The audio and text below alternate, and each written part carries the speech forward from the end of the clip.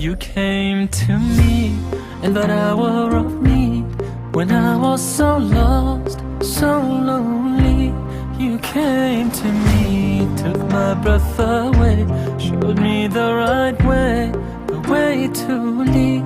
You filled my heart with love, showed me the light above. Now all I want is to be with you. You are my one true love, taught me to never judge.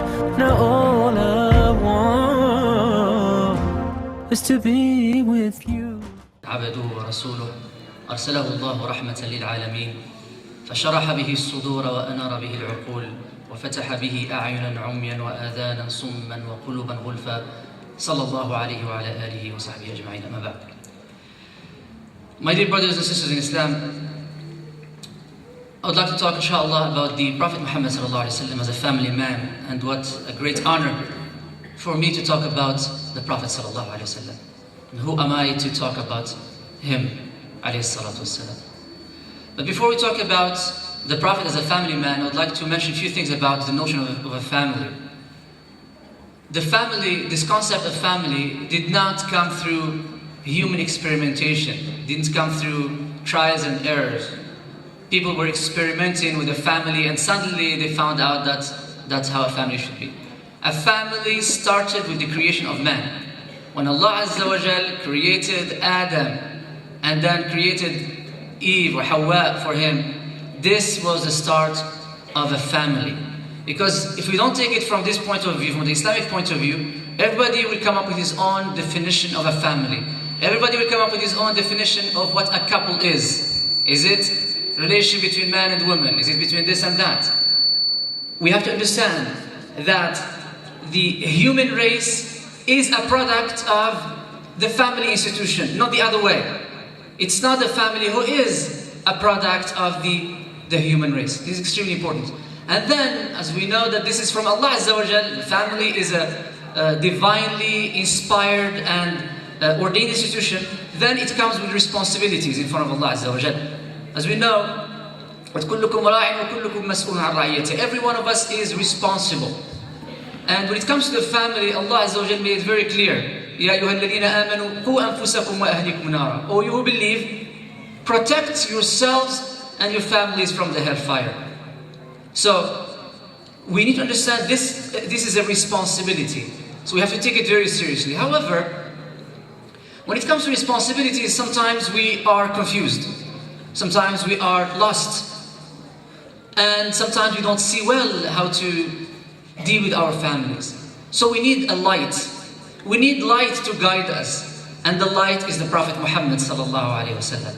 As Allah has described him in the Quran, Sirajan Munira.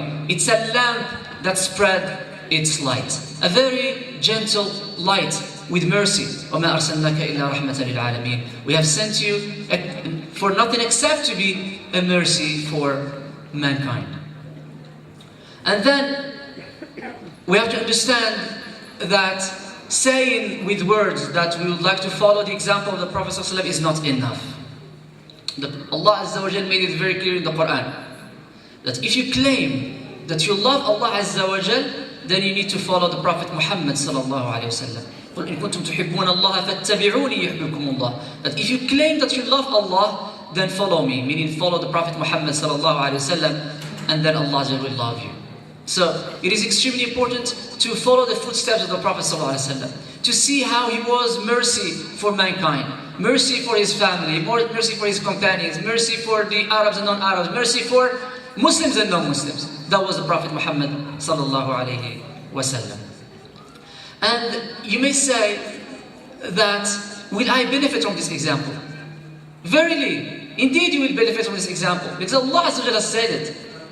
Subhanahu wa ta'ala, لَقَدْ كَانَ لَكُمْ فِي رَسُولِ اللَّهِ أُسْوَةٌ حَسَنَةٌ. That indeed in the Prophet ﷺ is a great example for you. In fact, one of the great scholars by the name of Imam al-Qarafi, he said in his famous book, Al-Furuq, he said لو لم يكن لرسول الله صلى الله عليه وسلم معجزة سوى أصحابه لكفته لإثبات نبوته. He said that if the Prophet صلى الله عليه وسلم did not have any miracle except the way he changed his companions, then it will suffice him as a miracle.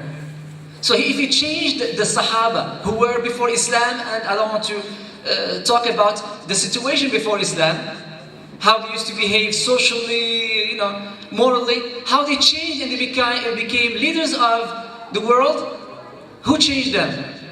The Prophet sallallahu alaihi wasallam, with the blessing of Allah Azza wa Jal. If those people changed, then we should change too, to the better. Much easier then.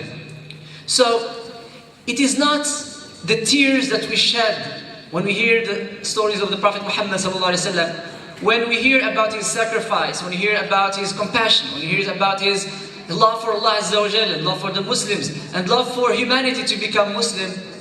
It is not the tears that we shed when we hear these stories that make us followers of the Prophet Muhammad sallallahu alaihi wasallam. We have to be very careful about this. It is not those tears. That's good. That's a good sign that we love the Prophet Muhammad sallallahu alaihi wasallam. However, this is not a clear indication that we are true believers and true followers of the Prophet. I can tell you a story of a man, maybe who never existed. I can come up with and fabricate my own names and stories, and I'll make it so emotional.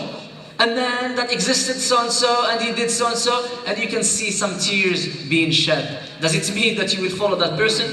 He does not exist anyway. So again, tears is not, emotion is not the main criteria for following the Prophet Muhammad sallallahu alaihi wasallam. We need actions when it comes to following the Prophet sallallahu alaihi wasallam.